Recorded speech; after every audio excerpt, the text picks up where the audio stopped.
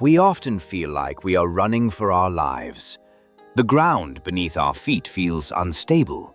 The air is thick with the threat of what might happen next.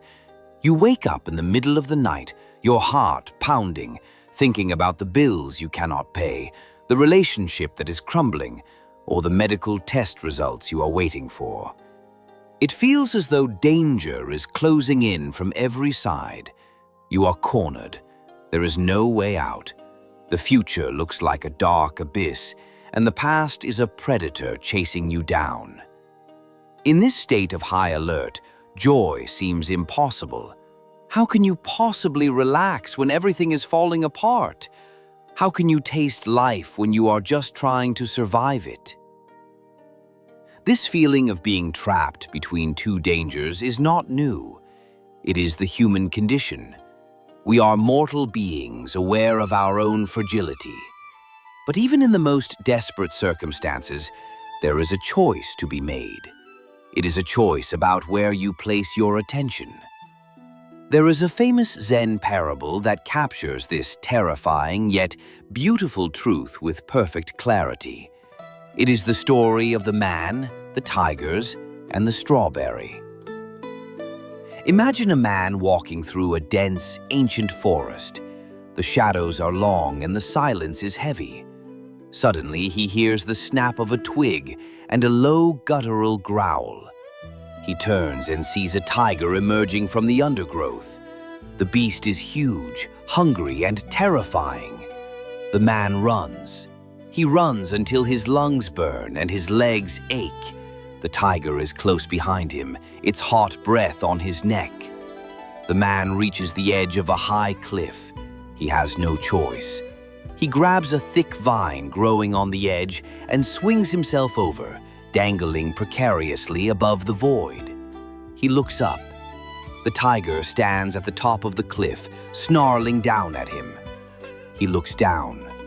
Far below, at the bottom of the ravine, another tiger is pacing, waiting for him to fall. He is trapped. Death is above him. Death is below him. He is hanging by a single vine, suspended between two certainties of destruction. Then, he sees something else. Two small mice, one black and one white, scurry out of a crevice in the rock. They begin to gnaw on the vine he is holding.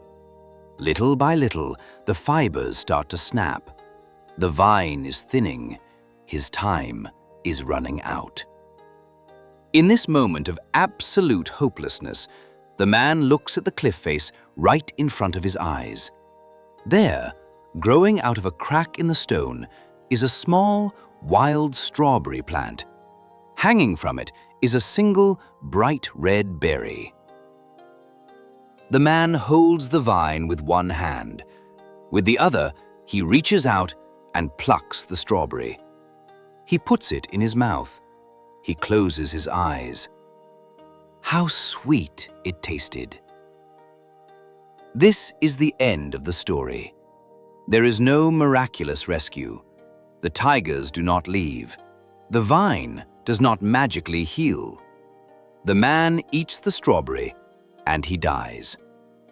But in that final moment, he was not dying. He was living. He was fully, completely alive. He did not let the tiger above, the past, or the tiger below, the future, steal the sweetness of the present moment. He did not let the mice, the passage of time, distract him from the only thing he actually had, the taste of the berry. This story is extreme, but it is the exact map of your life. You are the man on the vine. We all are. The tiger above is the regret of yesterday. The tiger below is the fear of tomorrow. The mice are the seconds ticking away on the clock. You cannot go back up, and eventually you will go down. This is the reality of existence. But look at how we live. We are hanging on the vine, but we are screaming at the tigers. We are staring at the mice in horror, and right in front of our faces, there are strawberries. There are moments of pure grace, a hot cup of coffee, the sound of rain against the window, the laughter of a friend, the color of the sunset. But we do not taste them. We swallow them without chewing because our minds are somewhere else. We are busy calculating the fall. You might say, but I have real problems. I have debt. I have a crisis at work. I cannot just ignore the tigers. The parable does not say the tigers are not real. The danger is real. The debt is real. The illness is real. But worry does not stop the mice from chewing. Anxiety does not make the vine stronger. All it does is ruin the taste of the strawberry. You cannot solve tomorrow's problem by sacrificing today's peace. In fact, you are less equipped to handle the fall if you are exhausted by fear. The man on the vine found a moment of sanity in the middle of insanity. He realized that as long as he was breathing, as long as he was holding on, he had the capacity for joy. This is a radical shift in perspective. It means that peace is not dependent on safety. You do not need to be safe to be calm. You do not need to have your life perfectly figured out to enjoy your dinner. You can be in the middle of a divorce or a bankruptcy or a grief and still find the strawberry. How do you do this? How do you taste the berry when your hands are shaking? You must anchor yourself in the senses. The mind is a time traveler, constantly jumping to the past or future. But the body is always here. The body is always in the now. The taste of the strawberry happens only in the present.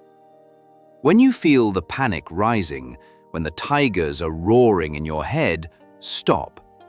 Look for one sensory detail. Feel the texture of the chair you are sitting on. Listen to the hum of the refrigerator.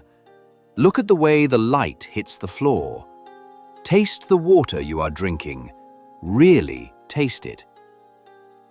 This is not a distraction. It is a return to reality. The tigers are thoughts. The mice are thoughts. The sensory experience is real. By focusing on the sensation, you cut the cord of panic. You step out of the timeline of terror and into the circle of the present. The strawberry represents the small, uncelebrated miracles of daily life. It is the hug from your child before they run off to school. It is the cold air on your face when you step outside. It is the silence of the house early in the morning. These things are always there, growing out of the cracks of your difficult life. But you have to reach out and pluck them. You have to choose to eat them. Do not wait for the tigers to leave. They may never leave. Do not wait for the vine to be secure. It will never be secure. Life is fragile and it is fleeting. That is why it is sweet. If you are hanging over the abyss right now, if you feel like you are about to fall, remember the man. He did not scream. He did not bargain. He reached out. He took what was offered. Taste your life, right now, in the middle of the danger, in the middle of the uncertainty. How sweet it is.